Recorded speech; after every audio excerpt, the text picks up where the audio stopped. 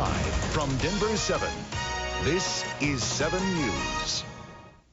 March Madness is right around the corner, and that means spring is now less than a week away, and it is time to start planning for those landscape projects. You got the tulips coming up already in your garden? I do. It's very exciting. Let's see that green thumb. Woohoo! Joining us this morning is Lyle Fair with the Associated Landscape Contractors of Colorado. Tell us more about what we can do at this time of the year as we are right here in the middle of March. Lyle, temperatures in the 50s, moisture coming in over the weekend. It's time to get ready. Well, and it is a time of year when people get very anxious and ready to start doing things.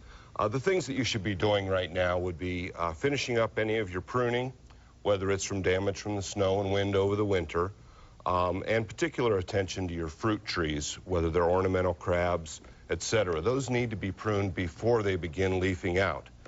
And if you look around your yard, you'll notice a lot of buds coming out right now.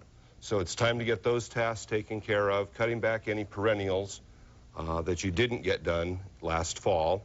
And then there are some spring bulbs you can put in, as you were mentioning. There are some. There are a few. So, not the tulips. You wouldn't put tulips in. You'll notice that your fall bulbs, fall plantings, are starting to come up, and that's exciting.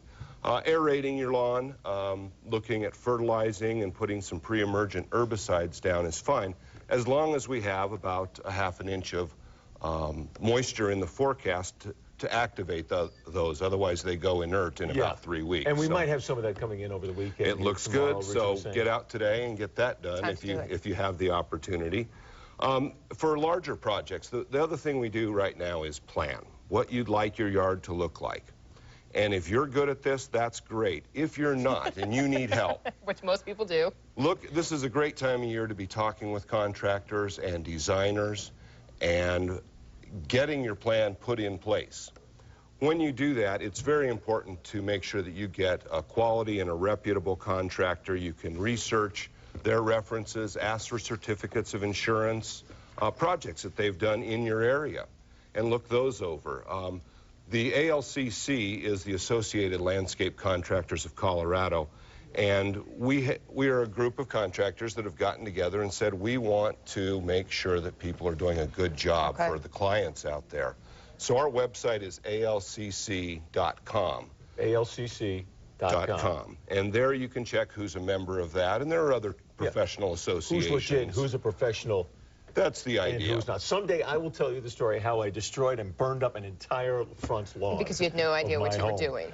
I thought I did, but It certainly no can idea happen. whatsoever. So that is why a professional is important. So the question is, if you're looking, maybe you're going to try to do some of this stuff, you're on your own, but you need a little help.